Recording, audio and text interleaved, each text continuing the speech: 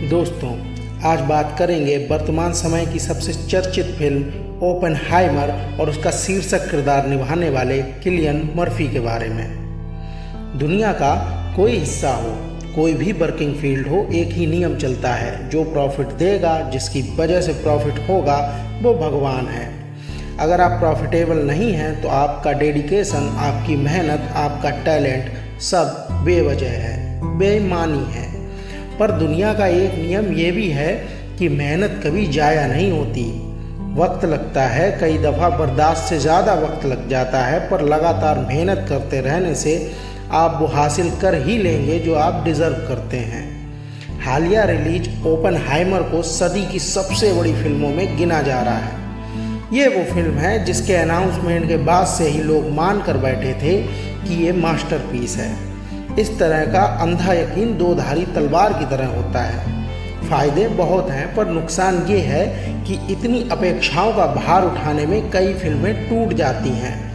Nolan को तो सभी जानते हैं, पर किलियन मर्फी ने ओपेनहाइमर तक पहुंचने के लिए एक लंबा सफ़र तय किया है। मर्फी तो कभी एक्टिंग करना नहीं चाहते थे। उनका सपना था कि वो किसी बैंड के लीड सिंगर बन जाएं। भाई के साथ उनके बैंड को एक लेबल ने साइन करने के लिए ऑफ़र भी दिया था, पर घर वालों के इनकार की वजह से मर्फी और उनमें भाई ने ये ऑफ़र ठुकरा दिया। फिर मर्फी को लॉ करने की सूझी। शौक से शुरू किया था, पर कुछ साल में पढ़ाई छोड़ दी क्योंकि मर्फी को एक्टिंग के भूत ने पकड़ लिया था। 1996 में मर्फी ने पर्दे पर डेब्यू किया। 6 साल लगे मर्फी को पहली लीड फिल्म मिलने में। डैनी बॉयल की 28 डेज लेटर में मर्फी ने लीड रोल किया। फिल्म हिट हुई, तारीफ भी मिली, पर मर्फी को उसके बाद उस तरह काम नहीं मिला जैसा मिलना चाहिए था। मर्फी के साथ जो हुआ वो दुनिया के ज़्यादातर एक्टर्स के साथ होना है, पर मर्फी अलग मिट्टी के बने थे।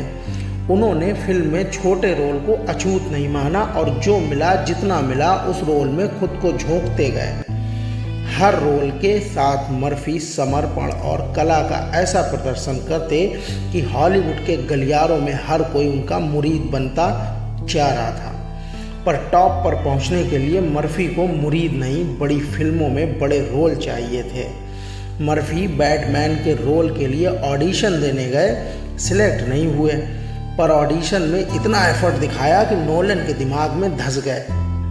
नोलन ने वापस बुलाया और स्कैरक्रो का रोल दिया। रोल छोटा था, विलेन का था, पर मर्फी ने हाथों हाथ ले लिया। मर्फी अपने हर रोल के लिए कमिटमेंट के लिए जाने जाते हैं। 2003 में आई film girl in yellow earring में छोटे से कसाई के रोल के लिए मर्फी ने अपने हाथ से मांस काटा, जबकि उस वक्त मर्फी शाकाहारी थे। स्कैरक्रो के रोल को मर्फी ने बैटमैन की तीनों फिल्मों में निभाया। वो अकेले विलन थे जिसे नोलन ने रिपीट किया। छोटे मगर इम्पॉर्टेंट रोल के बीच मर्फी को डैनी बॉयल ने सनशाइन 2007 फिल्म में न्यूक्लियर साइंटिस्ट का लीड रोल दिया। यह किरदार नास्तिक था। किरदार में डूबने और समर्पण की इंतहा थी कि मर्फी इस फिल्म की शूटिंग खत्म होने तक नास्तिक बन चुके थे।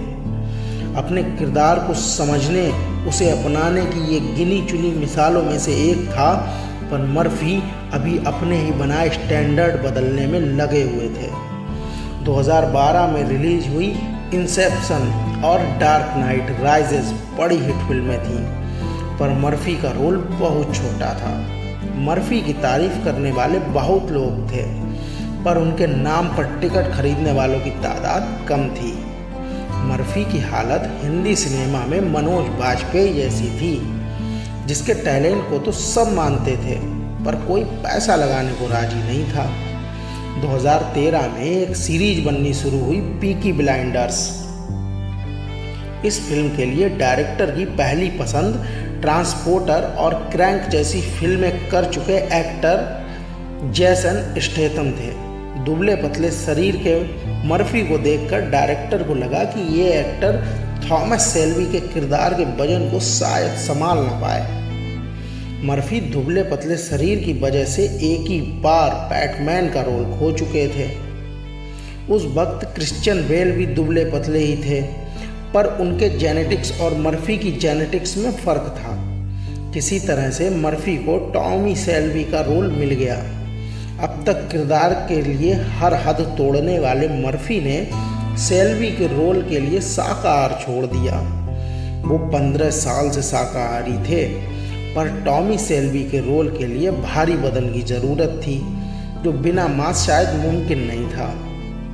मर्फी ने बाद में ये बताया कि वो 15 साल शाकाहारी गाय से फैलने वाली बीमारी के डर से थे। कुछ लोगों का मानना है कि ये बात मर्फी ने इसलिए कही ताकि बाकी शाकाहारी उनसे प्रभावित होकर शाकाहार न छोड़ दें। शेल्बी के रोल की एक एक डिटेलिंग पर मर्फी ने मेहनत की। सबसे पहले उन्होंने बॉडी लैंग्वेज पर काम किया, फिर बर्मिंघम के एक्सेंट को पकड़ने के लिए लोकल बार में लोकल लोगों से कई दिनों तक बात करते रहे। मर्फी ने इस किरदार को 2 टुकड़ों में निभाया। एक वो थॉमस शेल्बी जो वर्ल्ड वार 1 से पहले था, और दूसरा थॉमस शेल्बी जिसे वर्ल्ड वार ने बना दिया। मर्फी ने इतनी बारीकी से ये किरदार निभाया है कि स्क्रीन पर जब शेल्बी अकेले होता है तो शेल्बी की पुरानी पर्सनैलिटी दिखती है, और जब भीड़ में होता है तो नया थॉमस शेल्बी दिखता है। मर्फी की मेहनत रंग लाई और ये किरदार कल्ट बन गया।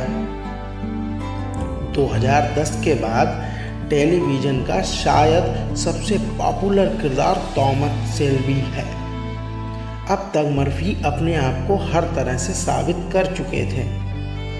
वक्त था कि अब हॉलीवुड उन्हें वो जगह दे जो वो डिज़र्व करते हैं। शायद नोलन के अलावा कोई और ये नहीं कर सकता था।